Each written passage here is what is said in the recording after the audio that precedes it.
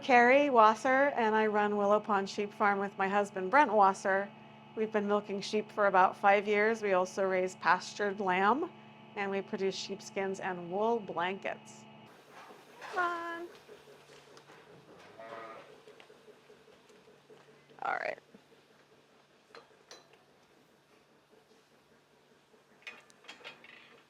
Okay, so here we have the pre-milking area and the post-milking area. You're catching us right in the middle. We've already milked 2 groups, and we're going to milk the last 2 groups now. So we bring them in 10 at a time. And they learn this process really quickly, really quickly.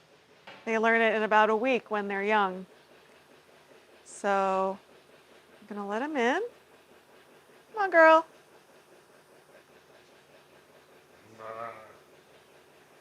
3,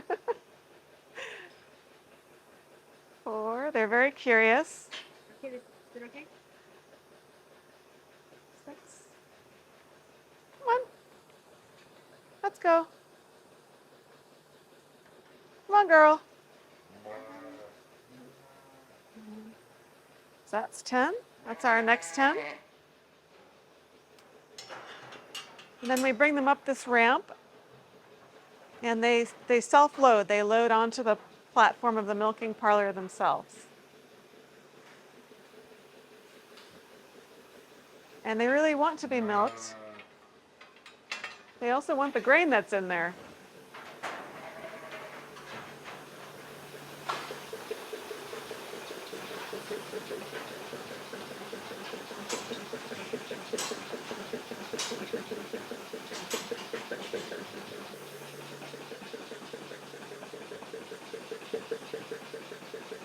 All right, so first we take some iodine dip and we clean the teats of the udder to make sure there's no mud or any other bacteria on the teat once we start milking.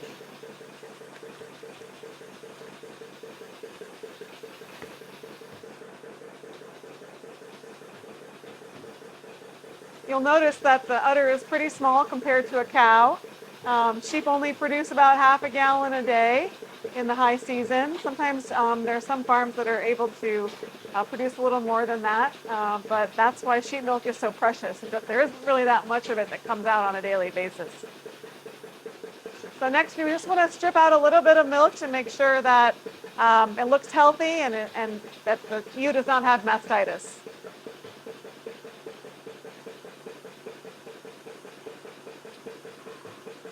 So I'm looking at the milk. Milk looks good in the cup.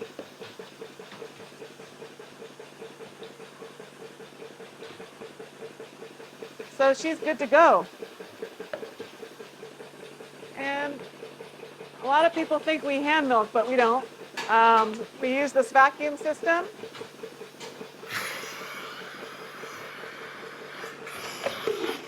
Whoop.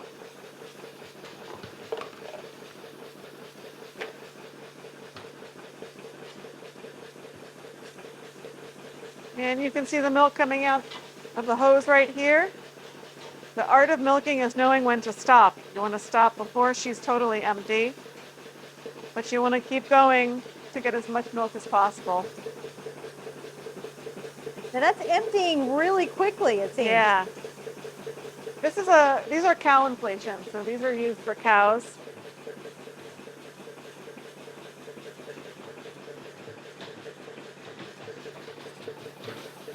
I would say she's done.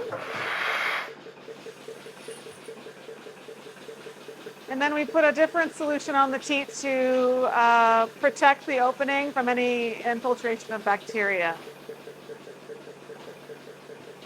That's done. We've milked the sheep. Did you ever have a point where you were hand milking before, or no? No, we've always had this system, yeah. Worth every penny? Every penny. She's in heat right now, so she was a little kicky. She wants to be back with her ram.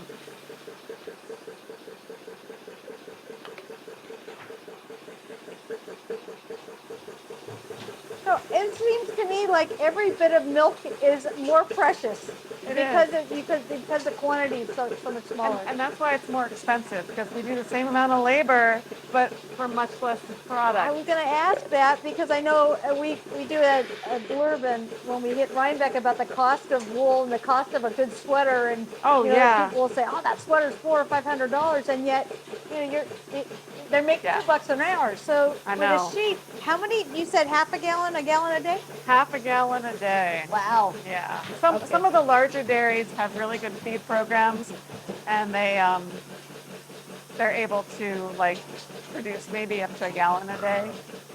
Yeah. But this is something that I'm assuming that if you want lots of production, you have to really hit the inputs, right? Yes, yes. So when you have a grass-based system, Right. So all these girls are on pasture between April and Thanksgiving. And so they come into the barn every day to be milked twice a day. But the rest of the time they're on pasture. And then, of course, in the winter in New York State, it's very cold, so they live in the barn. They're bred around that time, and they give birth in March. So after they have all of their lambs in March, then we start milking about 30 days after that. The lambs get the first 30 days of milk, and the lambs are weaned, and then the ewes go out onto pasture, and they're milked until around this time. so explain to the lay person about the importance of, if you want milk, about the importance of getting pregnant. Right, right. So a lot of people aren't aware that in order to produce milk in a mammal, the mammal has to have a baby first. Yeah. So in this case, our ewes have to have lambs. Most of our dairy ewes have about 2 or 3 lambs per ewe. And so that happens in March. After being bred in October, they lamb in March. So in that barn out there, we have about 100 lambs running around. We have lamb tours. People can meet the baby lambs in March and in April, but they grow up really fast. So one thing that Rhinebeck is focusing this year is a little bit of the other sides, not just the wool side. Yeah. Obviously, dairy's one, but meat is another one. Now, is that a Yeah. place that these cute little baby lambs go? It sure is, but they're not babies. By the time they are sent to the butcher, they're quite large, and they're about 100 pounds. So they reach 100 pounds in about 7 or 8 months. We really pride ourselves on being a whole sheep operation. So that means that we produce milk. We produce meat from the lambs. When these girls get really old, they also are sent to the butcher for meat. And then we produce wool. They're sheared in January, and then the wool is turned into the blankets that you'll see in the farm store. And then we produce sheepskins from the lambs when they're processed. Yeah, it's so much more respectful of the animal, isn't it? Yeah. How they produce it, to use the entirety of it. To me, the best way you can respect a farm animal is to use every part of them and to not throw anything away. Yeah. Yeah, and especially with a grass-based system, you really have a margin, I'm assuming, that's a little less than somebody who just here for the volume kind of thing. Right, Yeah. exactly. So sheep milk products tend to be more expensive than cow milk products because we're doing the same amount of labor as on a cow dairy, but we are getting much less milk. So each unit has to be more expensive. Thankfully, sheep milk is awesome. It's very nutritious. I noticed on your website it said. It's got more protein and more calcium than cow milk. It's creamier, so people like it. Kids love it. And it's also more digestible for a lot of people. I was going to ask about that, yeah. So we have a lot of customers who value it for all those reasons and are perfectly willing to pay a little bit more for their yogurt and milk. Now, I know that goats also have that characteristic where often people who are more reactive to dairy products can have goat milk. So I wonder if there's something about the small ruminants in general that it's something about the way they process that makes it friendlier for us to be able to. Right. From what I've heard, and I'm not entirely sure of the science behind it, is there is lactose in sheep and goat milk. There is even actually more lactose than in cow milk. But the fat molecules in the milk break down the lactose more effectively in the human stomach. But again, I haven't done all the research on it. I just know from my customers that some people haven't had milk in 20 years because they haven't been able to find a sheep dairy. There are only 100 sheep dairies in the whole United States. That's nothing. We've been to, this is our second. I'm so thrilled. East Oh. Coast to West Coast. Yeah. Where was the first one? Yeah, Cora and Woody out in Oregon. Oh, yeah, they're Yeah. not milking anymore, I don't I think. really, I think they might have stopped, but it's a lot of work, is it not? yeah, I mean, they're it really super is. nice. So now tell me about the kind of the breed that you have here and what you prefer in a sheep. Yeah. So I'm gonna. Is this a perfect udder or what? It is. This is a good udder, actually. Now sheep have two teats, right? 2 teats only, yep. Okay. Which is And- funny because they often have doubles and some sheep have quads, right, right? that's Like a right. Finn would have Kind a of quad, yeah. unusual, but I think 2 is the average. Yeah. So we milk a breed called East Frisian. East Frisian is the primary dairy breed in the U.S. It's a breed that's from the region of Belgium near Germany. She's a little kicky today because it's the end of the season. This is our second to last milking of the year. So the ladies are kind of done. They're ready to be done for the year. We only milk between April and October because sheep only produce milk for about 7 or 8 months of the year. As a business, that's really a tough thing to manage, is it not? Because your economic viability in the summer is much higher than in the winter, right? Right. I've learned how to do a good cash flow. You store your nuts in. At the same time, it does give my husband and I a little bit of a break. So we stop milking mid-October. Then we focus on selling our lamb meat for the holidays. And then, January, February, we can take a breather. And then March, April, you don't sleep because it's lambing, I take it? 100 lambs, you said? 100 lambs. We check in the middle of the night. And they choose to be born whenever they want to be born. We've actually been through the lambing experience, and it's terrifying. Yeah. And you have to focus. I don't know about these, but if the lamb does not connect within within an hour of birth, it's my understanding That's they get right. confused as to whose mom is whose. Right? That's right. Yeah. That's a critical period. If they don't meet up with the mom, the shepherd has a whole lot more work, right? Yeah. We try to ensure that the lamb has latched onto the mama, like latched onto this udder, within the first, at least the first hour or 2. All right, so she's How are all done. East Frisians in terms of mothering ability? They're pretty good. They really are pretty good. They seem to be pretty sweet sheep because they all talk to you and you talk to them. And Well, the beauty about raising dairy sheep is that they've been handled a lot over the years. This breed has been selected over the years to be very docile. So you want a docile sheep when you're milking her, right? management, right? So compared to like Icelandics, this breed is very friendly. They love people. They love getting scratched. But most meat breeds, they just want nothing to do with you. So it's a really nice relationship we have with them. And I actually know all of them by their face and also by their udder. So this is Teal. This is Miss Teal. This is Kitty. This is Vivo. So I'm able to recognize their faces, and they love getting scratched. Yes, they do. And you didn't just put the friendly one in the front because the last batch did the same thing. I Yeah, they just love it, and I just love them. You can milk a dairy ewe for about 8 or 9 years, maybe. Really? We've only been around for 5, so we don't know if that's true. But they're in your life for a long time, and they're just very smart animals. It just really peeves me when people say that sheep are dumb. They are not dumb. They are not dumb. They work as a team. They work as a flock. They're very intuitive. I don't know. They're just wonderful animals. Now you feel very strongly about humanely sourcing your meat, your dairy, all being humane to animals in general on your farm. Tell me what that means to you.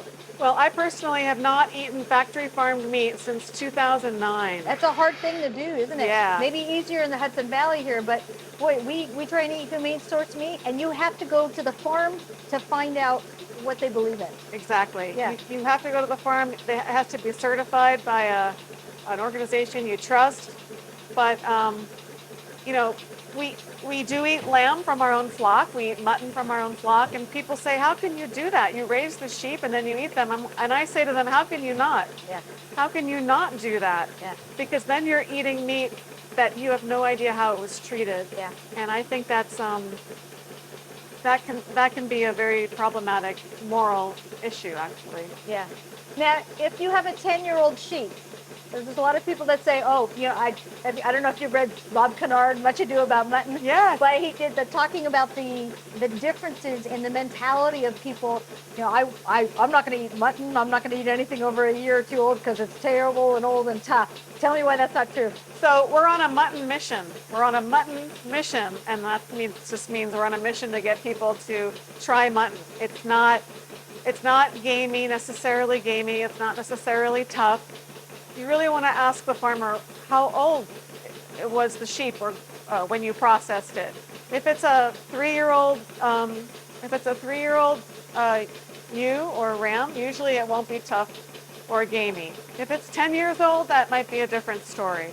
Yeah. But for people who really love the flavor of lamb, mutton is amazing because it's more flavorful than lamb. And if you just cook it right, it doesn't have to be tough. Yeah, first time I ever tasted goat, I thought it was awful, and I realized it's because you didn't do that low and slow concept in the cooking that makes all the difference in the world. So sheep is that way too, lamb's that way Absolutely. too? Yep. Yeah. So again, like knowing your farmer, being able to talk to your farmer. At what age did you process this sheep? How is this sheep raised? Were they allowed to engage in natural behaviors? That's another big thing for me personally. A pig can be raised indoors as long as it's allowed to express its natural behavior. Yeah. That's how I see it. Yeah, I agree. Now, so if people want to find out more about humanely sourcing their meats, what would you tell them that where might they start? I would say that you should try to buy as much as possible from farmers you know. If you can only buy in the grocery store, look for a certification like Certified Humane, Animal Welfare Approved. I know there's a GAP rating as well. Yep, the at GAP Whole rating. Foods, Yeah. they have animal welfare ratings at Whole Foods. But I would say, I actually started a website a long time ago called Humanitarian. It's the word humanitarian, but with an E in the middle, humanitarian. And it was a guide to help people navigate this.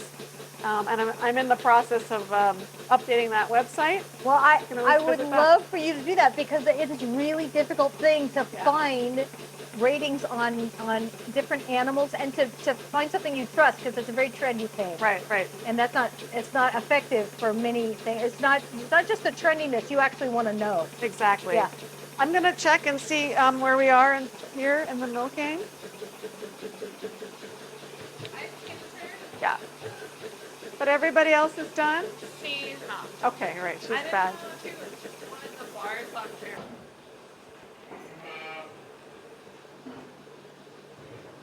Come on, ladies. Up. Let's go.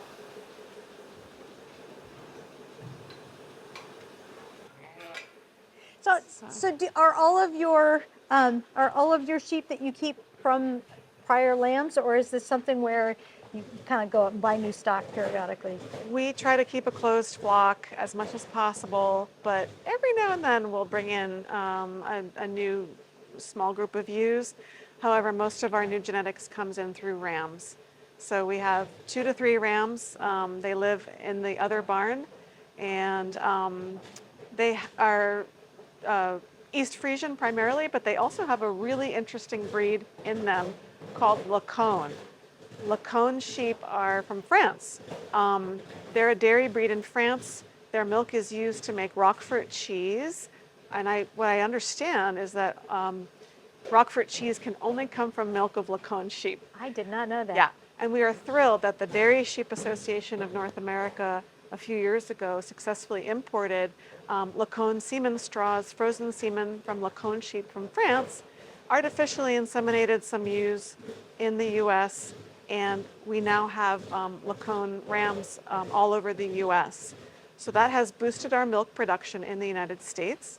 And slowly, the 100 producers in the U.S. now are very much committed to improving milk production, improving udder conformation, and getting to know each other through the Dairy Sheep Association of North America, a great organization that supports producers like us. Yeah, and it's tough because I believe I've forgotten how long it is now that they opened up the importation, but with scrapie and other diseases, nobody could get genetics from Europe. Right. Is that correct? And Canada, but we're very happy that the USDA allowed East Frisian dairy sheep to be imported live across the Canadian border. So a couple of years ago, we got some pure East Frisians into the U.S. from a very good producer in Canada, Yeah. and actually one of our rams has some of that bloodline in Yeah. him. So Yeah. Other than that, what was here, and you better try and breed up from that, right? Because that was all there was. It's been challenging. Yeah. They say the sheep dairy industry in the U.S. is about where the goat dairy industry was maybe 20 years ago. Yeah, and it's funny because we have Basque farmers that came in, and that's a sheep cheese type. Right. We also have a industry. breed. We have a breed in the U.S. called Asaf, which is a breed out of I believe either Spain or Israel. I can't remember where the Asaf is originally from. And they're heavily represented in Spain right now. Yeah. And we do have Asaf sheep in the U.S. Come on, girls. Come on, ladies, let's go.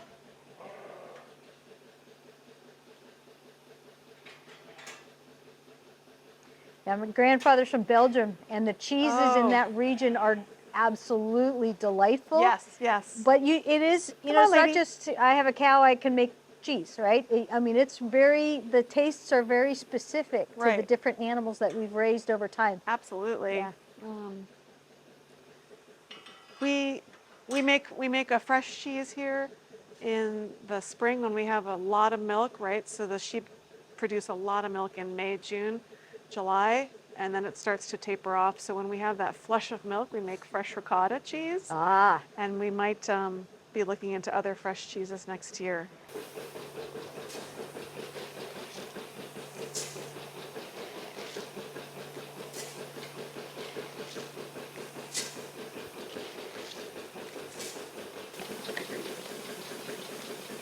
do you supplement their minerals and vitamins?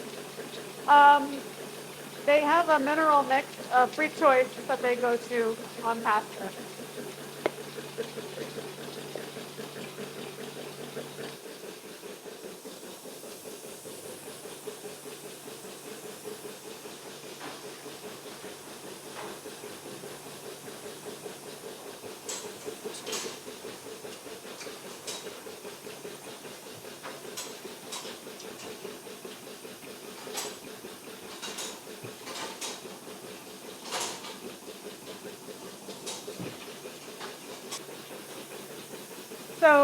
So this is Nellie. Nellie has a really wonderful udder. This is probably our best udder right now.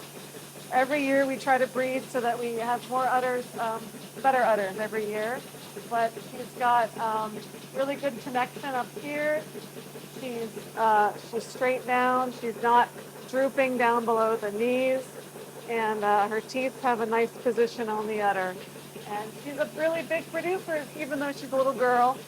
She's pretty small, but small is powerful sometimes. Now, say they have a great udder, and yet they don't lamb very well.